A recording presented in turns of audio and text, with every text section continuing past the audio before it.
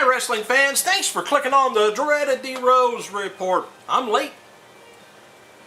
This past Thursday's episode of TNA's Impact on Spike TV scored a 1.0 cable rating with a 1,276,000 viewers. I told you, Dixie, to go back to Thursday. Now you got the ratings back up, at least where it was before the move. Scott Hall has entered a written plea of not guilty for his resisting an officer and disorderly conduct charges from last month after being arrested at a bar in Florida. Hall did not show up at court this past Wednesday and but will be back in court on July 1st. I thought if you don't show up in court, you're in more trouble than the charge was. By the way, Thursday's episode of WWE Superstars of WGN scored a 0.8 cable rating with 1,017,000 viewers. The replay later did a 0.3 with 277,000 people. As I was mentioning that John Cena posted on his Twitter last week that he had a concussion, part of a storyline thing, from the NXT angle on Raw. Cena wasn't thinking that he posted that message as WWE doesn't allow their talent to perform soon after receiving concussions. Bad boy. Leave that Twitter alone. Cena either realized the mistake or was told by someone and went back and wrote the following. C-Nation, I will not be out of action. I have taken and passed impact testing, and I can deal with my hip and spine issues. Never give up. A little bit of breaking news here. For some reason, WWE's already let go of, has released Daniel Bryan. Now, the reason supposedly being told for his release, it's because of him choking Justin Roberts with his own tie during the NXT Invasion angle on Raw. Well, somebody tell somebody what to do then. And I would have probably choked him too if I seen the tie around his neck and I was close. Word is that someone very important complained to WWE officials about the angle with the idea that kids who were watching may think it's fun to choke people with their neckties. Come on! Anyway, it's unknown who actually complained, but it's said to be someone with a lot of power. Oh, I wonder if it was Linda, after she beat the crap out of Vince and gave him two black eyes. I don't know. Anyway, Bryan's supposedly, they're saying he's being a scapegoat. WWE didn't want to bring him back to the roster once the whole... They probably will bring him back to the roster once it's blown over. Plus, he may be back down in FCW. And from what I heard, a little bit of inside info, maybe they're going to be bringing him back under Bryan Danielson. They fired Daniel Bryan. As noted before, Dixie Carter has hyped some major changes coming to TNA on her Twitter account. There's been a lot of talk in TNA to reach out to some big names that work on the creative end of the company, and it's been confirmed that two of the names are Kevin Sullivan and Paul Heyman.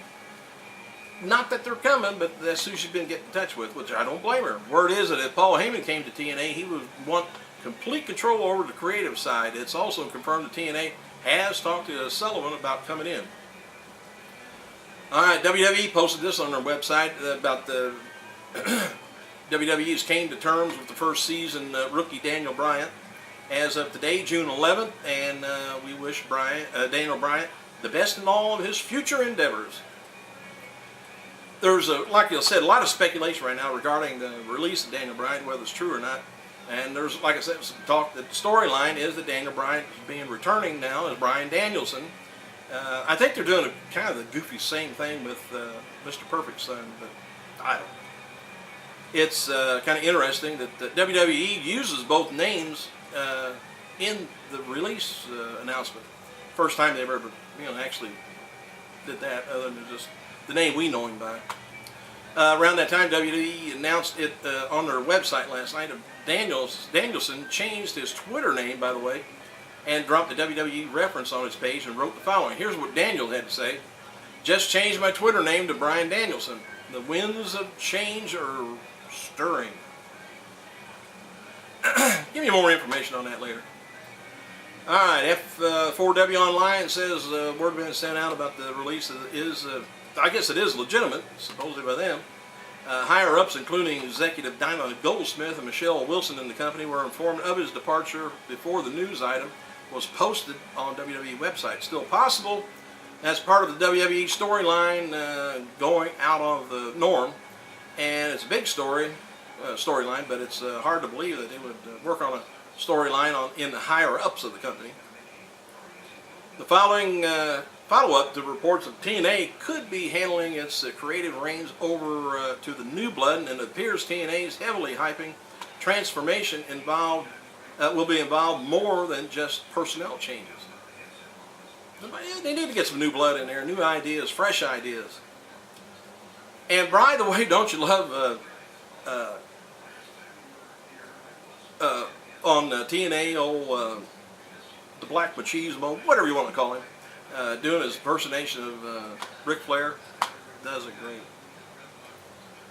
PWIinsider.com has first broken the story of Paul Heyman and Kevin Sullivan being part of the short list of potential recruits for the creative team over at TNA. They also put in addition, a more sweeping change is expected to be made clear later. Just got off the phone with Spike TV President Kevin K. He says all are in agreement with the change that's going to be coming. And Carter wrote recently on her Twitter again, suggested the change will affect TNA more than fundamental basis. According to F4W Online, sources is that Dixie Carter has been secretly about the impending changes, offering only cryptic remarks about everything, on her pages, and you just got to kind of read between the lines, I guess. All right, the shot was edited, by the way, of I guess if you're looking for that on Raw about the choking of that Daniel Bryan supposedly did on what's his name. I guess they kind of edited the thing out. But anyway, this past Thursday's episode of Impact on Spike TV did well, I was just telling you about that. Scott Hall, by the way, has entered a not guilty plea, which I've told you about that. I don't know why I've got this on here twice. Scott Hall, word is, let's see. Or, here, I got some new stuff here. WWE's upcoming DVD of Chris Jericho will be featured, it's going to be featuring footage from his Smoky Mountain Wrestling days. Japan, ECW, and WCW, and, of course, WWE. WWE's website currently has part 2 of the story of the Headbangers. It's kind of a deal, I don't know if you check that out very often, it's Where Are They Now type deal.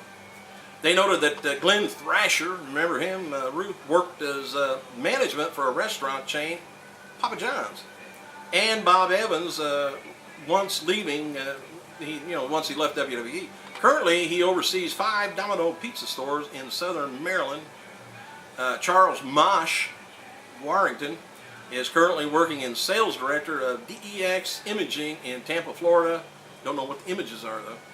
Last month, Carlos Colon, father of WWE Carlito, made headlines when he stated that Carlito has a problem with prescription pain pills and left WWE after refusing to go into a rehab center, which is true. And Carlos Colon spoke to Puerto Rico paper this week and gave the following update on his situation.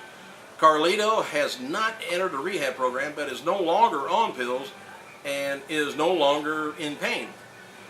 The time away from WWE has helped his body recover. Carlito's back in the gym training again after taking off some time off. Carlito lives with his mother in Texas. Carlos thinks Carlito should wrestle in Puerto Rico for a while before going back and to a demanding WWE schedule, which I guess they'll let him back.